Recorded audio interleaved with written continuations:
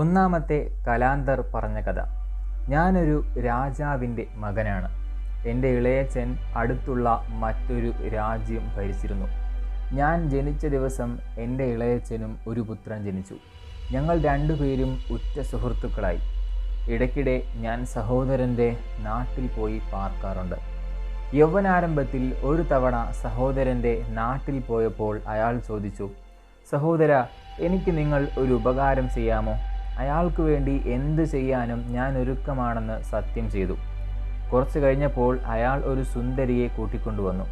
ഞങ്ങൾ നഗരത്തിന് സമീപത്തുള്ള ശ്മശാനത്തിൽ ചെന്നു. അയാൾ ഒരു ശവക്കല്ലറയുടെ ചുറ്റുമുള്ള മണ്ണു നീക്കിയിട്ട് ചില കല്ലുകൾ ഇളക്കിയെടുത്തപ്പോൾ ഒരു ചെറിയ വാതിൽ കണ്ടു. അയാളും യുവതിയും അതിനുള്ളിലേക്ക് നുഴഞ്ഞു കയറിയിട്ട് കല്ലുകൾ പൂർവ്വസ്ഥിതിയിലാക്കി മണ്ണുകൊണ്ട് മൂടി വയ്ക്കാൻ എന്നോട് പറഞ്ഞു. ഞാൻ അതുപോലെ ചെയ്തിട്ട് കൊട്ടാരത്തിലേക്ക് മടങ്ങി. എൻ്റെ ഇളയച്ചൻ അപ്പോൾ നായാട്ടിന് പോയിരിക്കുകയായിരുന്നു. അന്നു രാത്രി എനിക്കുറക്കം വന്നില്ല. സഹോദരൻ്റെ ഗതി എന്താകുമെന്ന ചിന്ത എന്നെ അലട്ടി. പിറ്റേന്ന് വെളുപ്പിനുണർന്ന് ഞാൻ ശവക്കല്ലറകൾക്കിടയിൽ പരതിയെങ്കിലും ഭൂഗർഭത്തിലേക്കുള്ള മാർഗം കണ്ടുപിടിക്കാൻ കഴിഞ്ഞില്ല. അതിയായ ദുഃഖത്തോടെ ഞാൻ എൻ്റെ നാട്ടിലേക്ക് മടങ്ങി. വഴിക്ക് വെച്ച് ഏതാനും തെമ്മാടികൾ എന്നെ പിടികൂടി. പിതാവിൻ്റെ ചില സൈനികരും അക്കൂട്ടത്തിലുണ്ടായിരുന്നു. എൻ്റെ നാട്ടിൽ മന്ത്രിയുടെ നേതൃത്വത്തിൽ കലാപമുണ്ടായെന്നും മന്ത്രി രാജാവിനെ വധിച്ചെന്നും അവർ പറഞ്ഞു. അവരെന്നെ മന്ത്രിയുടെ മുന്നിൽ ഹാജരാക്കി. മന്ത്രിക്ക് എന്നോട് നേരത്തെ തന്നെ വിരോധമുണ്ടായിരുന്നു. കുട്ടിക്കാലത്ത് ഞാൻ അമ്പും വില്ലും കൊണ്ട് പക്ഷികളെ എഴുതി വീഴ്ത്താൻ ശ്രമിച്ചപ്പോൾ അബദ്ധവശാൽ അമ്പ് മന്ത്രിയുടെ ഒരു കണ്ണിൽ ചെന്ന് തറച്ചു. കണ്ണ് പൊട്ടിപ്പോയി. അന്ന് എൻ്റെ അച്ഛൻ രാജാവായിരുന്നത് കൊണ്ട് മന്ത്രിക്ക് ക്ഷമിക്കയല്ലാതെ മറ്റു മാർഗമില്ലായിരുന്നു. ഇപ്പോൾ അതിന് പകരം വീട്ടാനുള്ള അവസരം കൈവന്നു. എന്നെ കൊന്നുകളയാൻ അയാൾ ഭടന്മാരോട് ആജ്ഞാപിച്ചു. എൻ്റെ പേരിലുള്ള കുറ്റമെന്താണ്? ഞാൻ ചോദിച്ചു. "നിനക്കോർമ്മയില്ലേ?" അയാൾ അട്ടഹസിച്ചു. കാഴ്ച നഷ്ടപ്പെട്ട തൻ്റെ കണ്ണിന് നേരെ വിരൽ ചൂണ്ടി. "ഇത് നീ മറന്നു അല്ലേ?" എന്ന് ചോദിച്ചുകൊണ്ട് എൻ്റെ ഒരു കണ്ണ് അയാൾ കൊത്തിപ്പൊട്ടിച്ചു.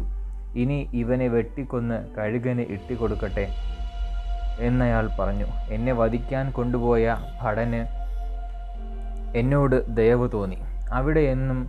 അവിടെ നിന്നും ആരും അറിയാതെ ഓടിപ്പോയിക്കൊള്ളാൻ അയാൾ അനുവദിച്ചു.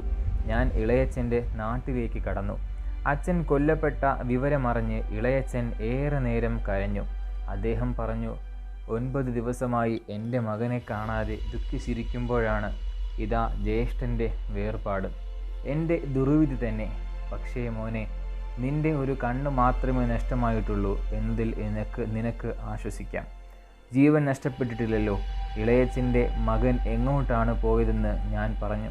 ഉടനെ ആ ശവക്കല്ലറ കാണിച്ചു കൊടുക്കാൻ എന്നോട് ആവശ്യപ്പെട്ടു. വളരെ നേരത്തെ തെരച്ചിലിന് ശേഷം ഞാൻ കല്ലറ കണ്ടുപിടിച്ചു. ചുറ്റുമുള്ള മണ്ണ് മാറ്റി കല്ലുകൾ ഇളക്കിയപ്പോൾ താഴേക്കിറങ്ങാനുള്ള കൽപ്പടവുകൾ കണ്ടു. അത് ഭൂമിക്കടിയിലെ വലിയ മുറിയിലാണ് അവസാനിച്ചത്. ആ മുറിയിലെ വലിയ ഒരു കട്ടിലിൽ ആലിംഗനബദ്ധരായ 2 പേർ കിടന്നിരുന്നു. ഇളയച്ചൻ്റെ മകനും അയാളോടൊപ്പം താഴേക്കിറങ്ങിപ്പോയ യുവതിയുമാണതെന്ന് അടുത്തു ചെന്ന് നോക്കിയപ്പോൾ മനസ്സിലായി. അവർക്ക് ജീവനുണ്ടായിരുന്നില്ല. കത്തിക്കരിഞ്ഞ നിലയിൽ കാണപ്പെട്ട ആ മൃതശരീരങ്ങളുടെ മേൽ ഇളയച്ചൻ കാർക്കിച്ചു തുപ്പി.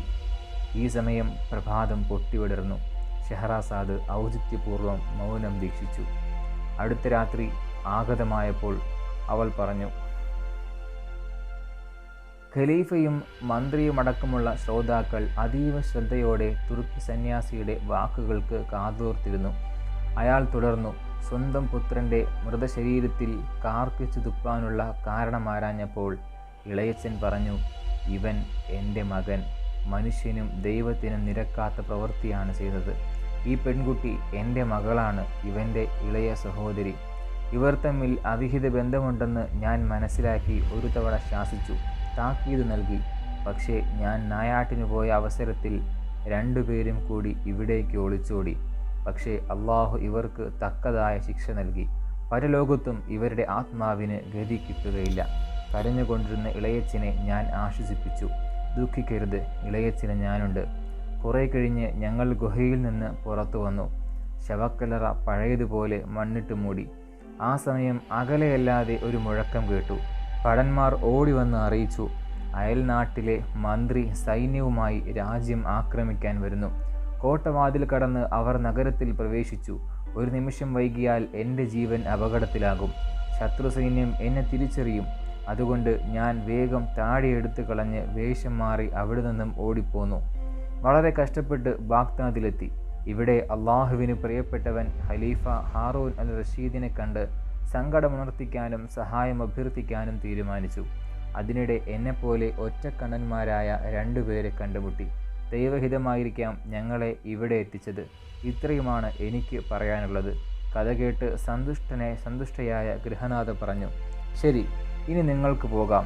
എൻ്റെ സ്നേഹിതന്മാരുടെ കഥകൾ കൂടി കേട്ടുകഴിഞ്ഞേ ഞാൻ ഇവിടെ നിന്ന് പോകൂ എന്ന് പറഞ്ഞ് അയാൾ നിലത്ത് ചമ്രം പടിഞ്ഞിരുന്നു.